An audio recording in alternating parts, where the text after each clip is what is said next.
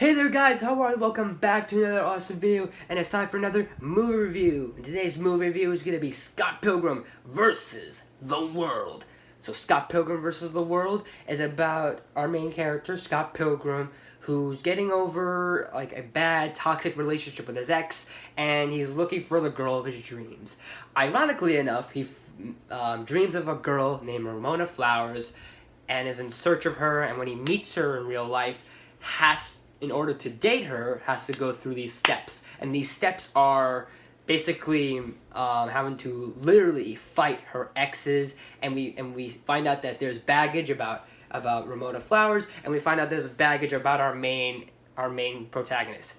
So this movie is directed by Edgar Wright, and this guy has phenomenally and fantastically done movies like Baby Driver, Ant-Man, Shaun of the Dead, and what's that other movie he did? Hot Fuzz. The title's not what you think it is, but it's a funny parody. And so this guy's got comedies up his alley, up his motif, some action scenes, like action movies, some heists here and there in the plots. So this definitely feels like this is in his like domain, almost in his sort of like kind of area of how Edgar Wright directs. And ironically enough, this Scott Pilgrim movie is based on like comics, novels, books, all sorts of stuff like that. And you could kind of tell because this movie is very, very nerdy, very geeky, but in a good way. But we'll get to that in a moment. So we got quite an interesting cast because for a bunch of actors, I think this came out, I want to say in maybe 2007, maybe 2009. These were faces that you might have recognized, but at this point, these are names you will definitely know. Michael Cera, I totally forgot who Ramona Flowers is, the actress. That kills me. And a bunch of other A-listers that you might recognize, whether you know their names or you know their faces, whatever. These are people we've seen before. So with Michael Cera, obviously, he looks like Scott Pilgrim, and it's kind of, obviously, that's the point, and it looks, from what I know of, I don't know the comics, I don't know the novels and everything, but to what I've seen from the artwork of the comics, and from what I've seen in this movie, he looks like he could be Scott Pilgrim.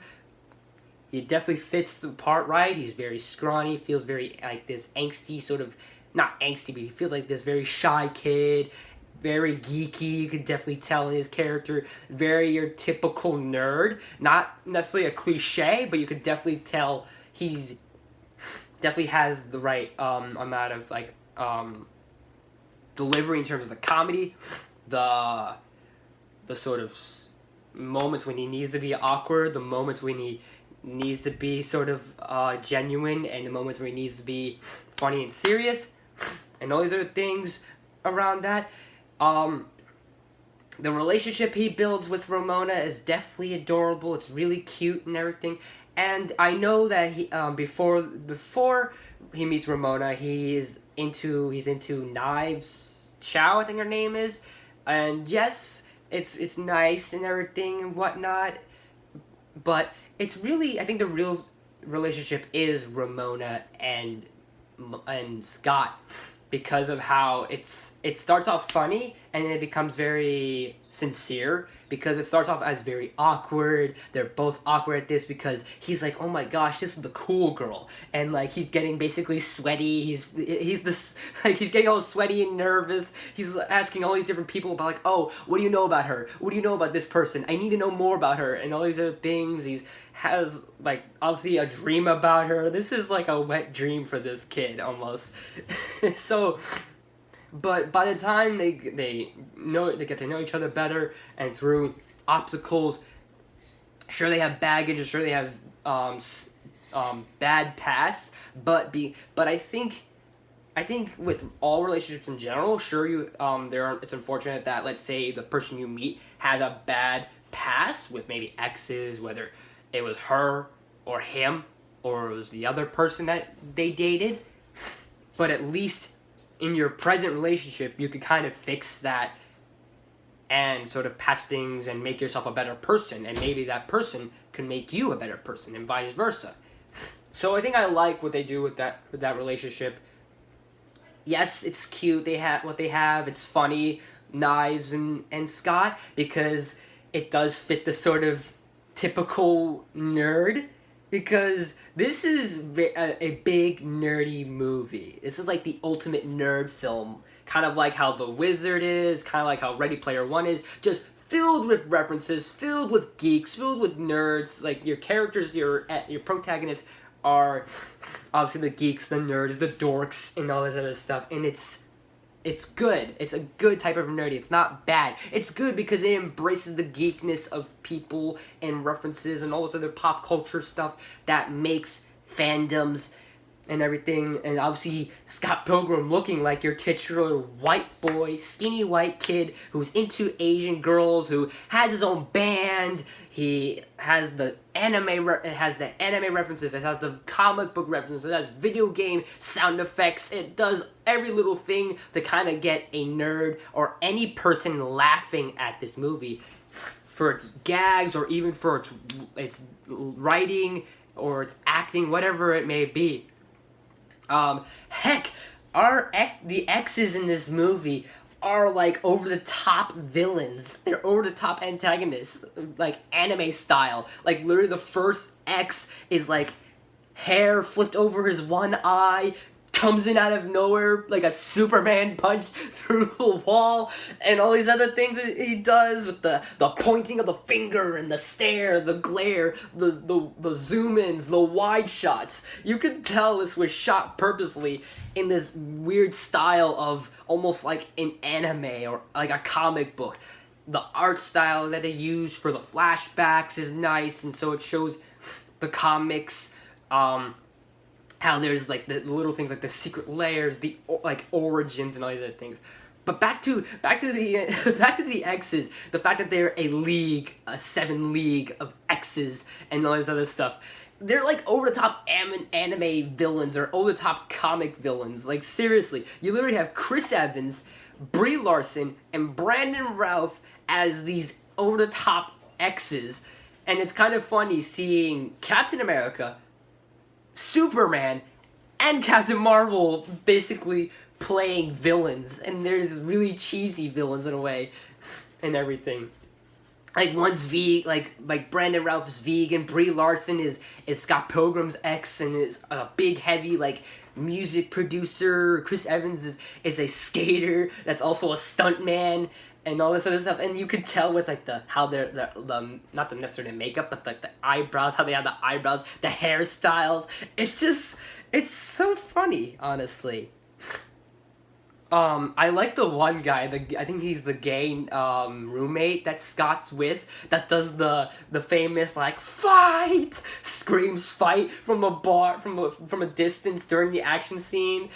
I get a kick out of him. I don't know why. He's just that one guy that he has the great deadpan deliveries, and usually sometimes deadpan humor sometimes will work, and sometimes it doesn't work. This guy really nails it so well that I couldn't help it but laugh at most of the like sarcasm one-liners he said or anything that he said whatsoever.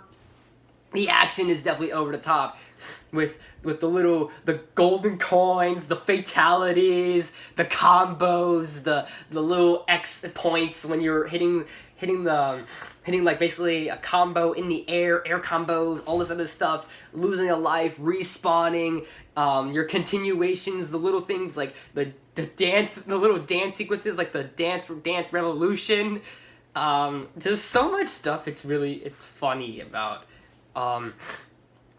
It's hard to really keep a straight face about. But just like with a good comedy, it somehow knows how to really handle some serious subject matters.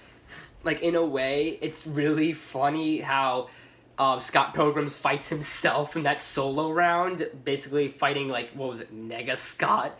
I couldn't help. Oh, I read the name of that just alone. Damn it. But I think something like that's fun. That is funny. But the idea of having to fight yourself and having to fight your inner demons and fighting your baggage and your insecurities and stuff it is a very hard, serious matter. Excuse me. But this is a really great movie, and this has definitely become a big, not cult following, but people really think this is an underrated film. I don't think this is underrated or overrated, but it's definitely become a classic amongst just people in general. Whether you're a movie buff, whether you're a comic fan, whether you're a fan of the Scott Pilgrim issues and novels, whatever it is, or you're just a casual person, people loved it, honestly. The one thing I could kind of say that maybe I could take away from it is, I think it's kind of weird that, this is not really that much of a nitpick, but I think it's kind of weird that, like, I died laughing at how ridiculous this is, but the fact that at one point it turns into a straight, like, almost musical at one point. I don't know why. I just think that was really funny and ridiculous, but I think the real thing that I kind of didn't really get, that kind of, not that it upset me, but one thing I didn't understand was, I get he was with Knives, and sure, Knives is cute, and she's probably a pretty actress or whatever. I can't say Jack, but kidding. But anyways, inside joke, whatever. So, whatever the case may be, seriously though, sure, I get it. It's a cute relationship. People ship that relationship and everything, but it kind of almost felt not pointless, but how do I point it? Not that it's pointless, but it was really awkward in a way. It was cute, the little Dance Revolution they did, the fact that it turned out like as this, not this very awkward relationship, but she became more obsessive and became more affectionate, and little things they did, like, oh, they held hands. He took her to school because this guy's already a graduate from high school. He's an alumni, so he's kind of in college and doing other stuff, looking for jobs, looking for a career, and going to like frat parties and all this other stuff while she's in high school still. And I get it's nice, but he's like 20, I think he said he's 22. She's 18, 17. I mean, sometimes fidelity has no age, but I don't know where's the barrier of, is this acceptable? I mean, I guess, but not my point. My point I want to make is that I feel like this is, he said, they kept saying this was his fake girlfriend, that he was just using this chick to kind of escape his ex and try and cope. But I don't know if this was a rushed relationship or not. Maybe this was, because he's like, you know what, I need to find someone else because I need to think of somebody else besides my ex because she hurt me hard. But I don't know, there's something about the relationship and having the fact that he's like, yeah, I was with this girl and then I basically cheated on her with Ramona and stuff. Kind of, I get it, makes it more like that even a guy can have baggage and also and luggage and all that sort of issues carrying on his shoulders and stuff. He's like, oh, I got this girl and I can't have Ramona know about her, but I can't have Ramona know about Knives, and sort of like this complicated situation here. But I don't know if that's good to kind of portray a bit, to have the guy, it's no different, the girl cheating on the guy, and obviously the guy getting away with the cheating on a girl. I can't remember exactly what I had in mind of. It was something with this relationship that I like, but this is a small part I just wasn't sure about. Maybe it just kind of felt like, okay, it was there for a few minutes, it was cute, and then it kind of basically, I feel like it was a bit kind of quick how he just ran to Ramona. It's maybe I can't fully get all my thoughts, but yes, if any of this makes sense, I hope. So, other than that, I do like this movie a lot. Definitely really funny. It's definitely got some good action with its visuals, with its whether it's visuals in terms of the action, whether it's gag visuals, like visual gags, like for funny effects, like the KO, that little effect, the coins. Whenever someone's basically defeated, they turn into coins, like snapped, and everything. So stuff like that. Definitely has good acting. Definitely has some really great writing, good directing, has interesting visuals of shots and pans and edits and pace. Really does well. I'm going to give Scott Pilgrim an A-. So, what do you guys think of Scott Pilgrim vs. the World? Do you like it? Do you hate it? Let me know in the comments below. And as always, guys, thanks for watching. If you like this video, please smash the like button. If you're new to my channel, please subscribe. I do awesome videos every day of the week. Make sure you ring that bell to be notified of new videos, new content every day, if not every week.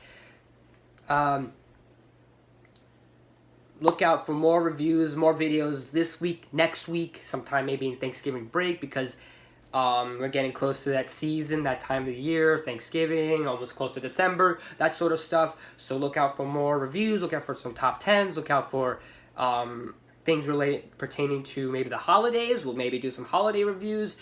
We'll do regular reviews, so like regular casual movies. I'll still do requests. I'll still do gaming. I'll do all that fun stuff. Yeah, so look out for all sorts of things coming before the end of the year. All sorts of things related to 2019 and obviously things into the new year. So with that being said, thanks for watching, and I'll see you next time.